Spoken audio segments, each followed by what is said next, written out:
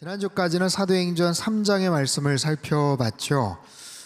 나면서부터 안진뱅이 되었던, 한 번도 걸어보지 못했던 병자를 고쳐주었고, 그 병자의 치유 사건에 정말 신기해하면서 많은 사람들이 모여들었고, 거기에 대해서 베드로가 아주 강력한 복음을 증거합니다. 선포합니다. 회개해라. 그리고 돌이켜서 죄 없이 함을 받으면 새롭게 되는 날이 올 것이다. 주님 안에서 새롭게 되는 날이 올 것이다. 너의 현재, 과거, 절망과 상심과 낙심과 모든 한숨들을 다 내려놓고 주님 안에서 새롭게 되는 날이 펼쳐지게 될 것이다.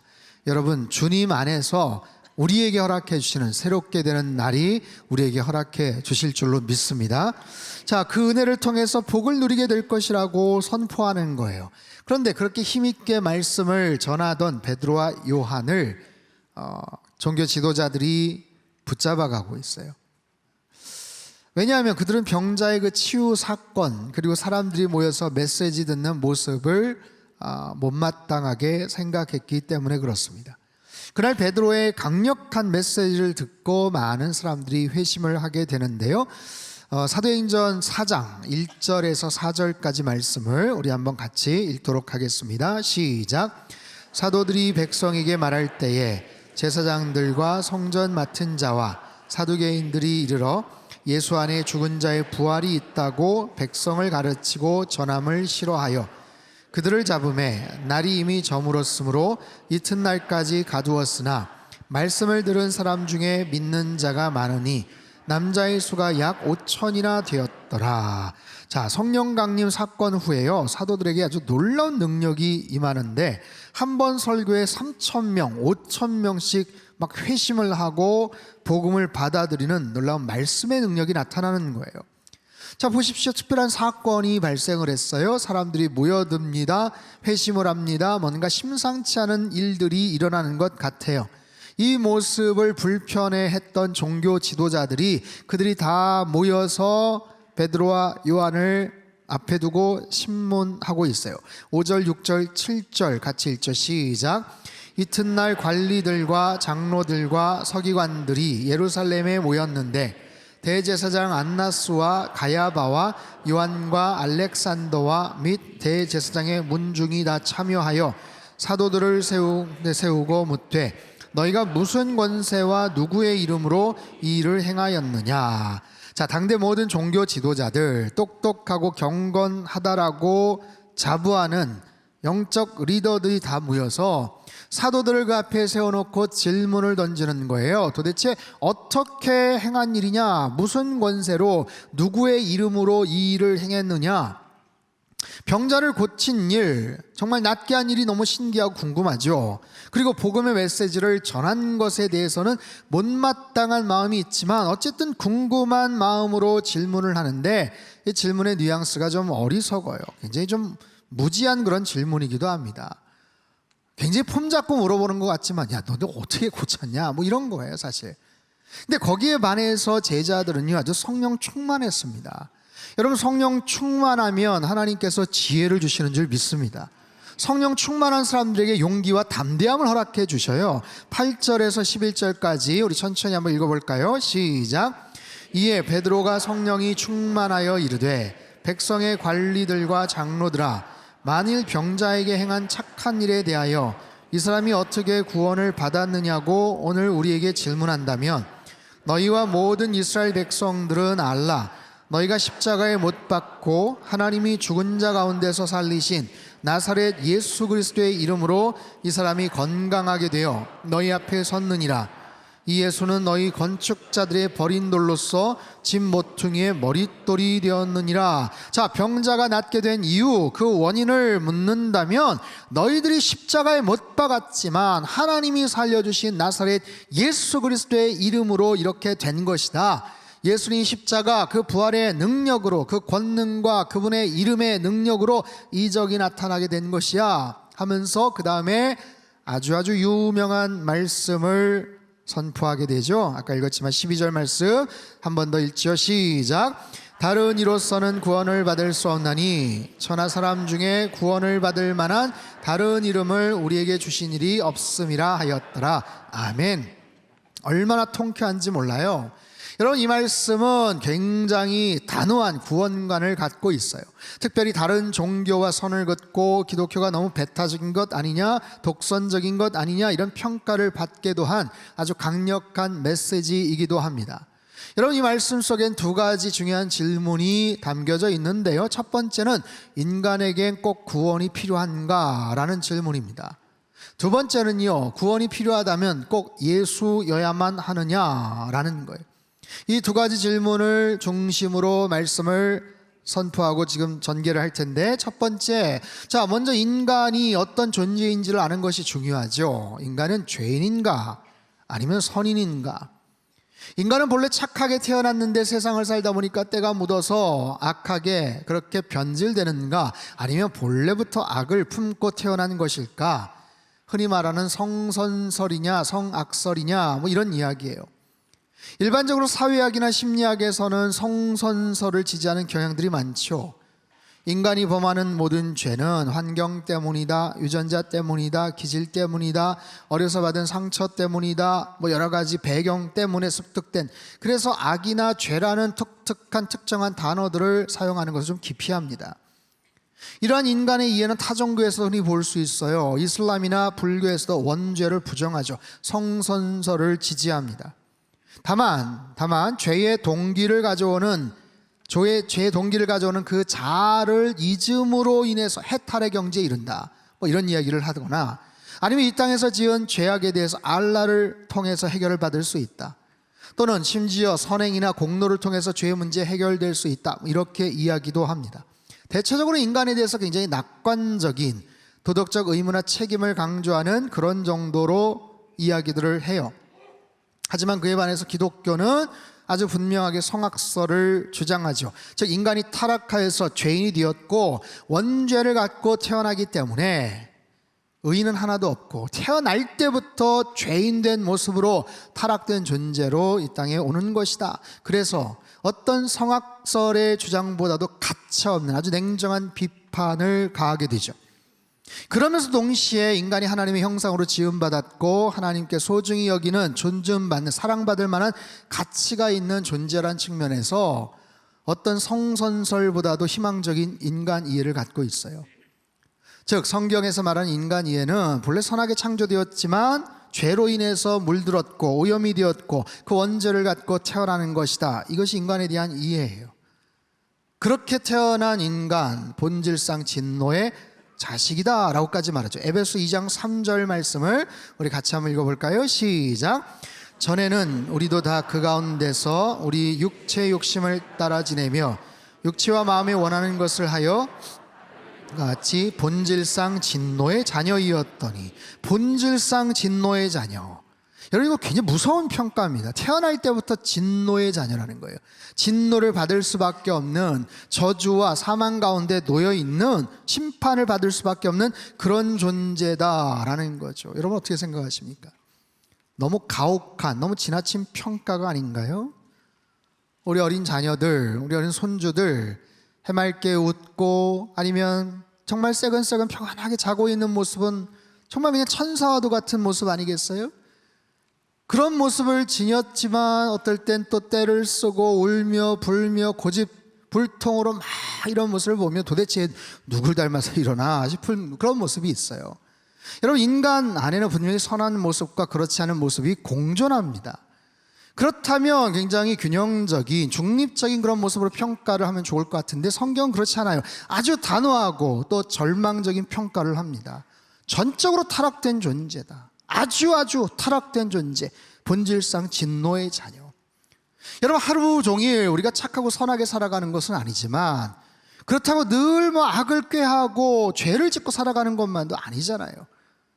일주일 여러분 어떻게 사셨어요? 물론 좀 부끄럽고 또 실수하고 좀 잘못한 그런 부분들도 없잖아 있겠지만 그래도 대부분의 시간들 나름대로 양심적으로 선하게 착하게 살려고 노력하지 않았습니까? 그렇다면 그런 여러 가지 시간적인 뭐 배분이나 가지수로 따지거나 뭐 백분율로 따져서 대부분 한 80% 90%다 괜찮게 착하게 살아.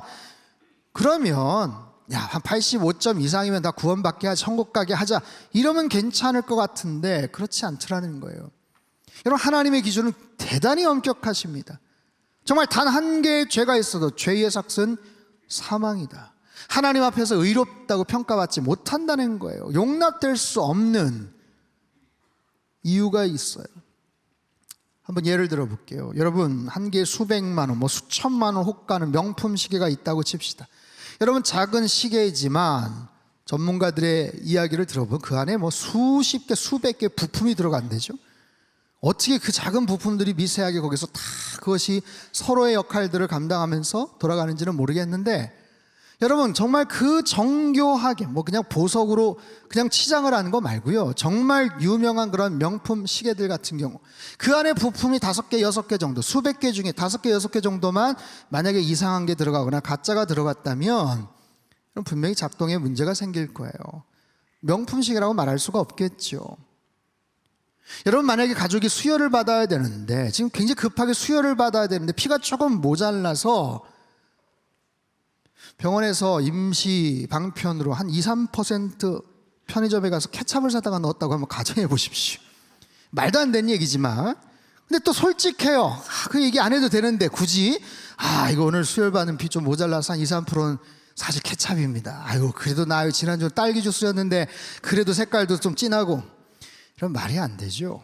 말이 안 돼. 단 0.01%도 말이 안 되는 얘기예요. 제가 일전에 공항 검색대를 통과해야 되는데 아주 작은 열쇠고리용 맥가이버 칼 요만한 거, 자동차 키에 달랑달랑 달려있던 거 모르고 그냥 짐에 실렸더니 그냥 걸렸어요. 아주 작고 별것 아닌데도 통과가 안 되더라고요. 한번 이런 상상을 해볼까요? 우리가 천국문 앞에 갔는데, 천국문 앞에 문 통과하면 천국이에요. 몸이 빠져나갔어요. 탁 나가려고 하는데 뭔가 턱커덕 걸려요. 보니까 팔이 걸렸어요. 이상하다. 다시 나가서 다시 들어가는데 또 걸려요. 삑 소리 하면서 걸려요. 근데 알고 봤더니 팔이 아니라 손가락 한 개가 뭔가 문제가 있어요. 손가락 한 개가 문제가 있어서 못 들어가는 거예요. 그것도 새끼손가락 한 마디가 문제가 생겨서. 알고 봤더니 그 새끼손가락으로 특별한 죄를 많이 지어서 안 된다는 거예요. 그래서 만약에 못 들어간다, 어떻게 할까요? 아프지만 이거 자르고는 갈 수 있다, 뭐 이렇게 칩시다. 가정을 한번 해보자고요. 그럼 어떻게 하겠습니까? 그러면 어떻게 해서든지 들어가야 될 거 아니겠어요? 그렇게 해서라도 반드시 들어가야 되겠죠. 근데 성경은 말합니다. 손가락이 문제가 아니라 우리 심장이 문제여서 못 들어간다고. 예레미야서 17장 9절 말씀 같이 한번 읽을까요? 시작. 만물보다 거짓되고 심히 부패한 것은 마음이라. 만물보다 거짓되고 심히 부패한 것이 손가락 끝 한마디가 아니라 너의 마음이다. 히브리어 레브라는 이 단어는요, 사람과 동물의 가장 깊숙한 곳에 있는 장기, 즉 심장을 의미하는 단어예요. 그저 손가락 한마디면 잘라내고라도 천국 갈 텐데 우리 심장이 그렇게 부패되어 있고 썩어 있다. 어떻게 하겠습니까? 이러니 죄를 가지고는 구원받을 수가 없는 거예요. 평균 90점, 아니 85점 이상이면 봐줄게가 아니에요. 일평생 100개 미만이면 오케이, 통과, 아니라는 거예요. 단 한 개의 죄악도 용납하실 수가 없는 이유입니다. 정리해보면 인간은 죄를 지을 수밖에 없는 존재이고 그 죄 문제를 해결하지 않고는 절대로 구원받을 수가 없어요. 본래는 선한 존재, 아름다운 존재였지만 죄로 인해서 죽을 수밖에 없는 존재가 되었다는 것, 심판과 저주의 대상이 되어버렸다는 것. 그래서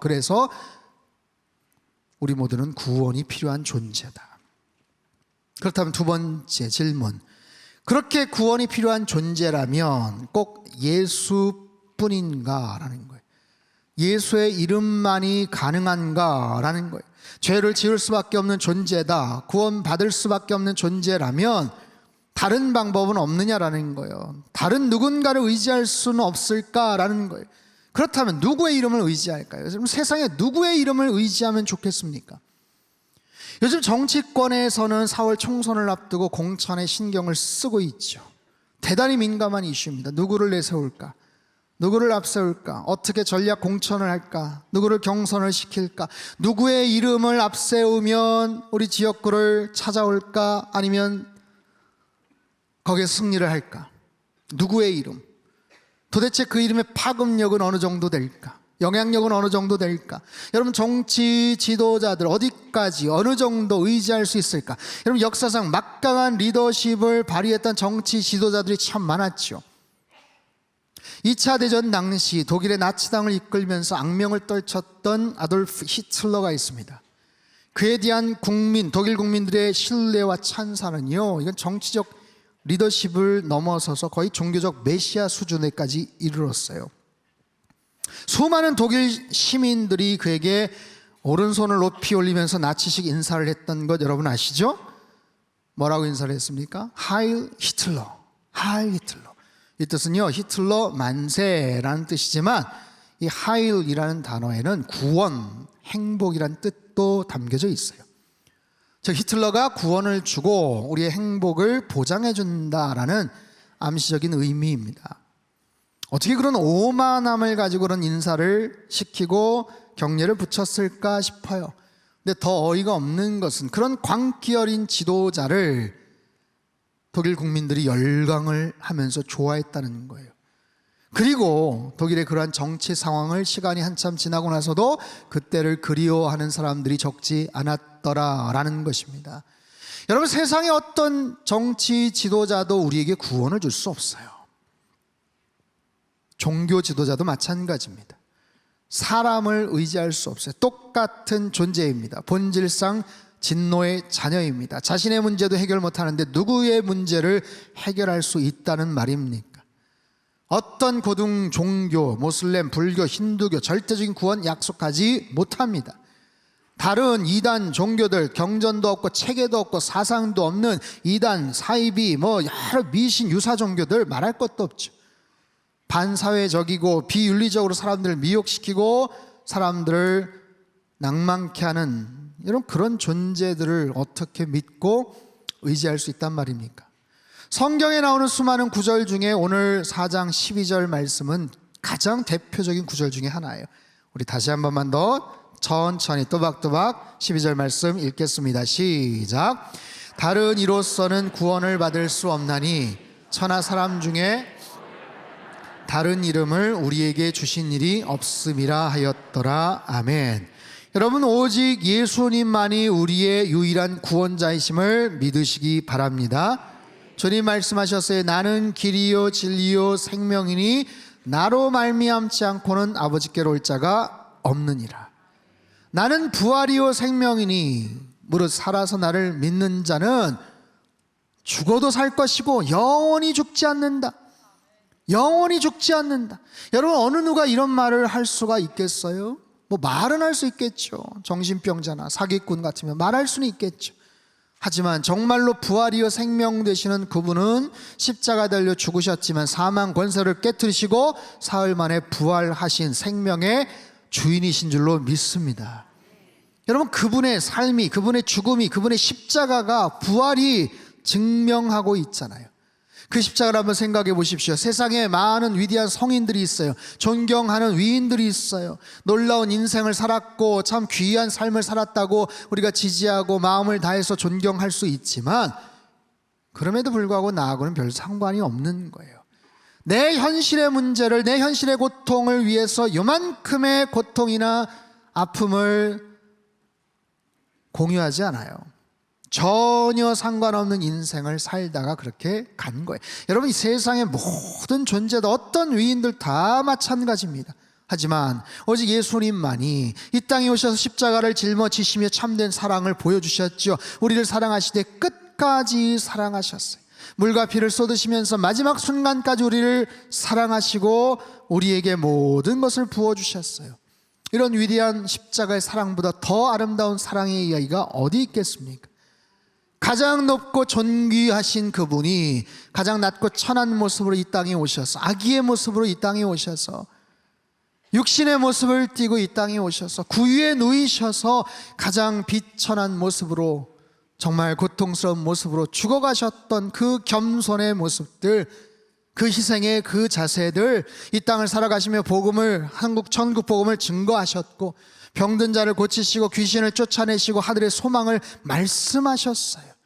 사망 권세를 깨뜨리시고 부활하셔서 잠자는 자들의 첫 열매가 되신 그분, 여러분, 그분이 예수 그리스도예요. 저와 여러분이 믿고 찬양하고 경배하고 엎드려 예배드리는 바로 그분이에요. 얼마나 귀한 분이십니까? 우리의 구원자 되시는 그분을 여러분 마음속 깊이 모시고 더 뜨거운 찬양과 예배를 드리시기를 바라요. 여러분, 우리가 취해야 될 태도는 분명합니다. 가장 놀라운, 가장 존귀한 이름, 여러분 살면서 그 이름을 알지 못한 채 죽어가는 사람이 얼마나 많은지 몰라요. 들어봤지만 그냥 스쳐 지나가듯이 아무런 상관없이 그냥 살다가 죽어가는 사람들도 얼마나 많은지 몰라요.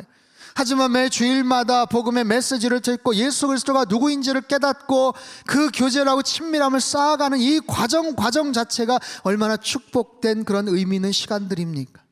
베드로가 확신한 그런 태도, 확신과 단호한 태도를 가지고 말씀을 선포하고 놀라운 능력이 나타났던 것처럼, 여러분 그 당시에 전했던 그 복음의 메시지, 나타났던 복음의 영향력과 능력은 오늘날도 여전히 유효한 거예요. 그들에게만이 아니라 오늘 우리의 삶 속에서도 마찬가지입니다. 여러분의 일상에서, 가정에서도 그 복음의 메시지는 여전히 유효한 거예요. 주님이 그리스도다, 주님이 우리의 구원자 되심을 선포할 때 나의 입술을 통해서도 어떤 능력과 어떤 변화가 나타날지 모른다는 거예요.